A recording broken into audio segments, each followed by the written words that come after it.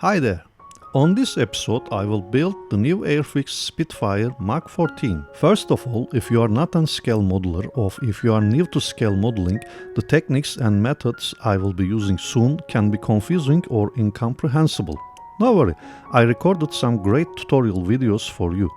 For the link, check the sidebar on the screen or check the video description. Let's back to the build.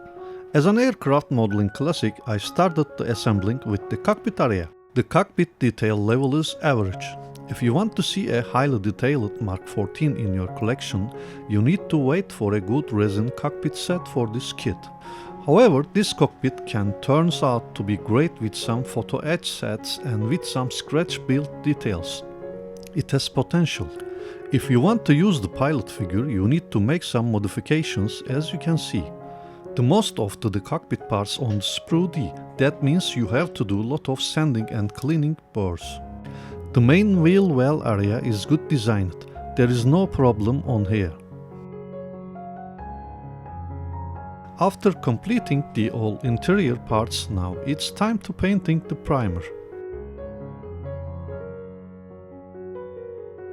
I'm applying a black primer on the silver painted areas. I'm also painting the black painted parts with the same primer. Now I'm painting the cockpit green painted areas with white primer, because white primer makes brighter the color tones painting over on it.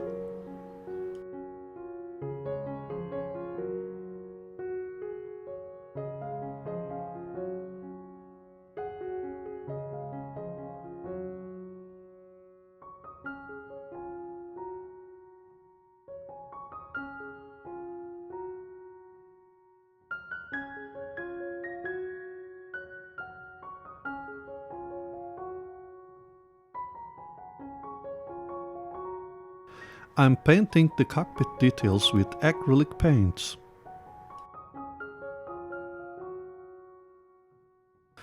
After that, now I am applying an acrylic gloss varnish coat to overall the painted parts. That will protect the painted surfaces against the wash. I'm making a simple seat belts using with masking tapes. The canopy will be closed, so these seat belts will look fine behind the canopy.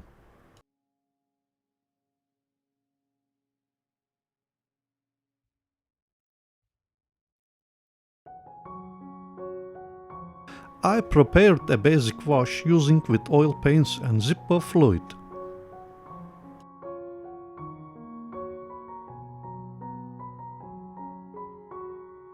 This is the only decal for the cockpit area. After applying that, I will complete the cockpit.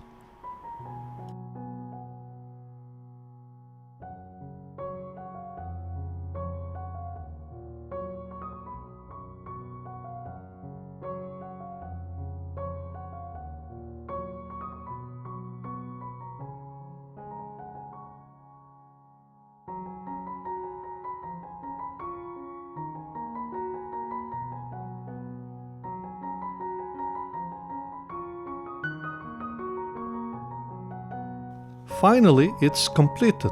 I can glue the cockpit on its place. That's important to gluing the fuselage parts step by step to avoiding fitting problems on the next steps. For example, like this cowling part. Here is the tip. I'm gluing it one side only, then letting it to dry. Until it dry, let's cut the wing tips with a modeling saw. After it dry, now it's time to gluing the other side. That's the way gluing this part without any level differences. I'm painting the other side of the underwing light with a silver marker. I'm gluing the upper wing halves by aligning the panel lines. That is causing gaps in the wing roots. If I force the wing roots to glue to the fuselage, the angles of the wings will change. This is a situation I do not want. Check the graphic just right side on the screen.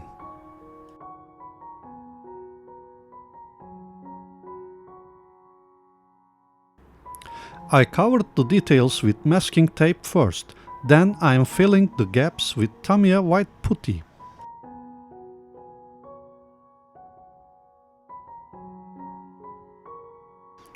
I also need to fill the gaps on the carburetor intake. This is an out-of-the-box build, but I will add some little touches. I'm opening a guide hole with a proper size of drill first. After that, I'm expanding the hole with bigger drill. Now, the exhaust pipes are looking better. Step 38. Have a break with KitKat. Since I am not big fan of chocolate, I am changing KitKat with baklava. Cheers! And now it's time to facing the realities. Actually, with a properly applied putty and wet sanding, this process is quite easy. I applied the same steps over here, here, and here. I use dymo tapes for describing missing details like in this case.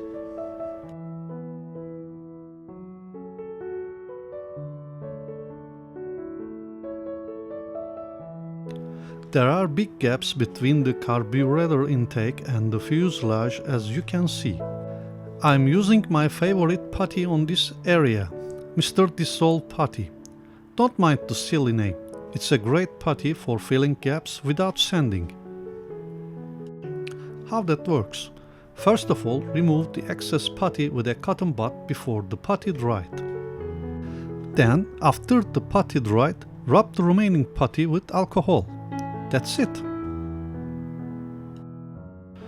The wingtip parts are molded clear and they are fitting perfectly.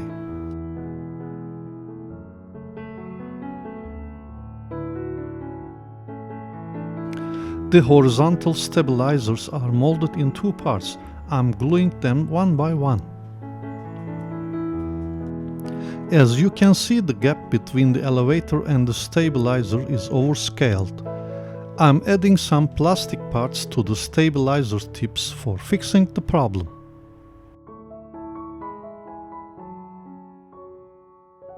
Now that's better.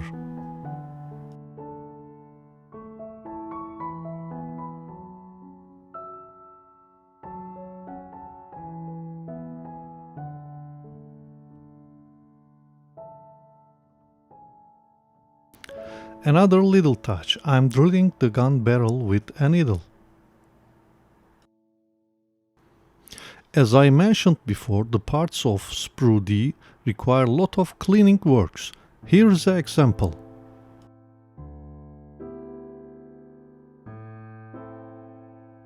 And the other one.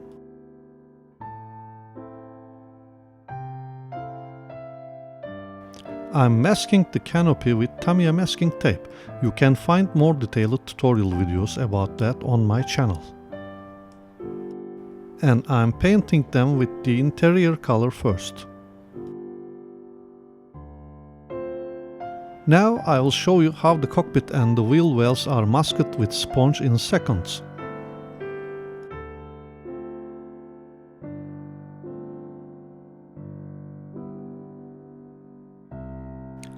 That's it. Let's apply the white primer to the model.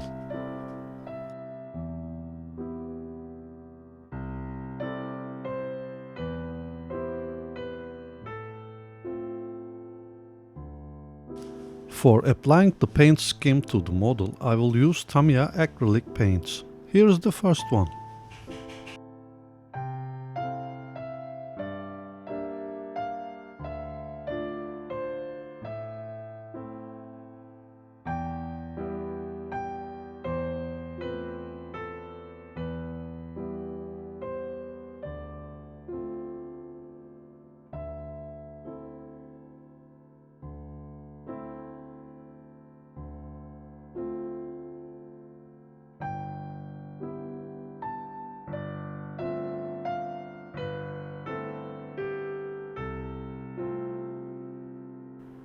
Now I am applying random mottles to the painted surface using with a highly diluted white paint.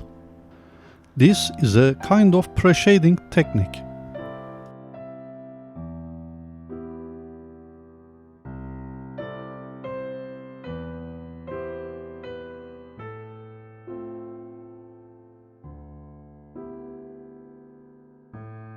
Now I am applying highly diluted primary color that gives more random and deeper shades than the classic pre-shading with black. You will see that better on the next step while painting green.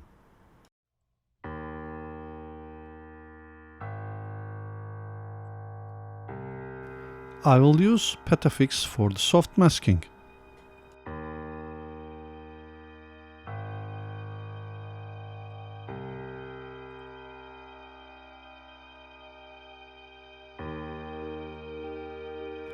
I'm using a cheap masking tape to covering spaces between the Airfix.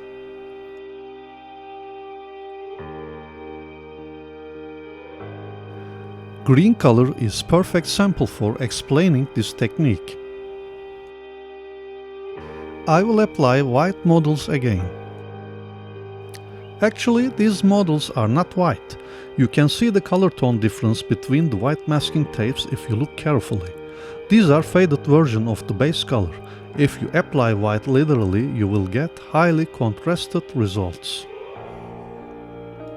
Green has more tones than gray. If you add lighter but similar green tones of the base color, you will get much more color tones. This is why I am applying a light green now.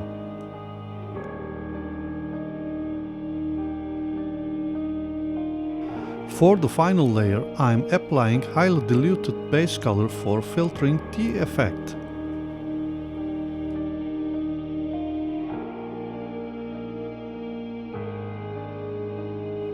Now it's time to see the result.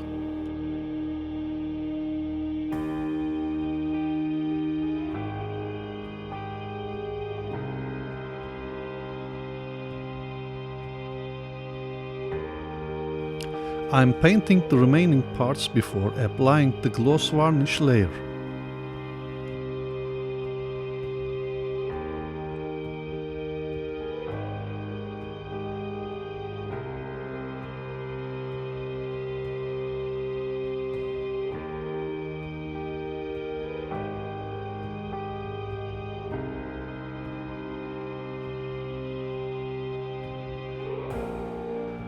The decals are good enough. They not sit the details very well though. But that's not a big deal. A good decal softener will handle this. If the decal softener you have does not work like this, an old airbrush needle or something like that will fix the problem.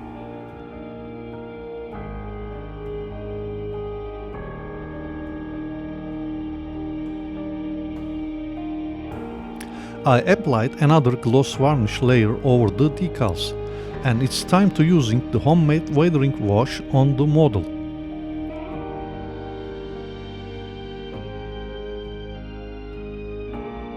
While I'm waiting for the wash to dry, I'm painting the canopy frames. After it dried, I'm wiping the excess wash with turpentine.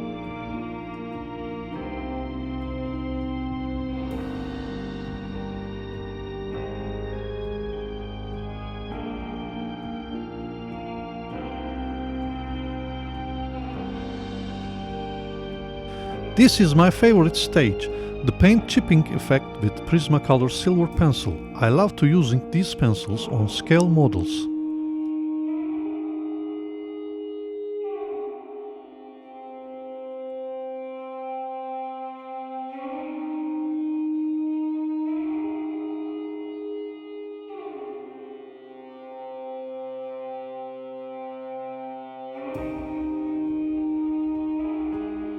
I am applying fading effect to the decals and the fuselage with highly diluted Tamiya buff paint.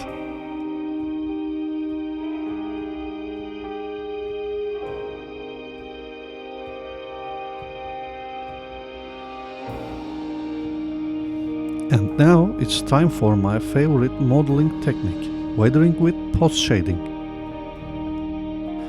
For me, this basically means painting fine details and fine-tuning the paint using very thin brown and black colors and working on different surfaces for hours. Before I became a full-time professional modeler, I used it to build models just to apply post-shading for hours. It is like meditation for me, and I hope no one gets offended if I say I purchased an airbrush just for post-shading. This is the only modeling activity I like truly. Well, let's finish the model.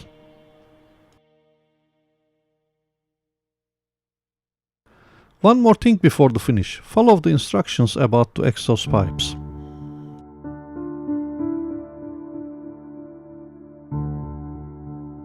Thank you Airfix for sending me this model. It was a pleasant build.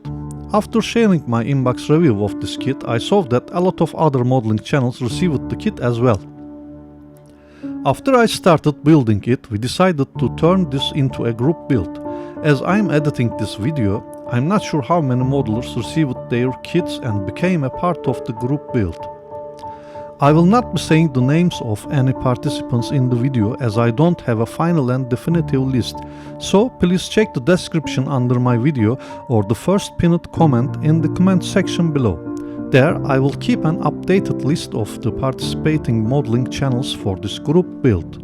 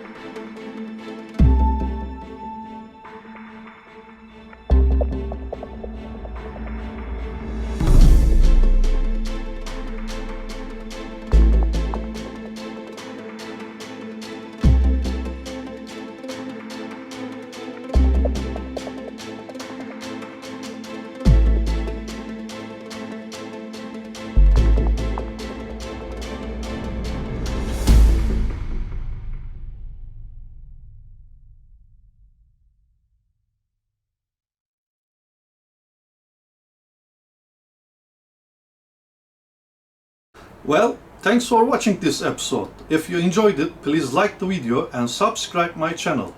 See you soon on the next episode. Until then, keep modeling and take care of yourself. Bye.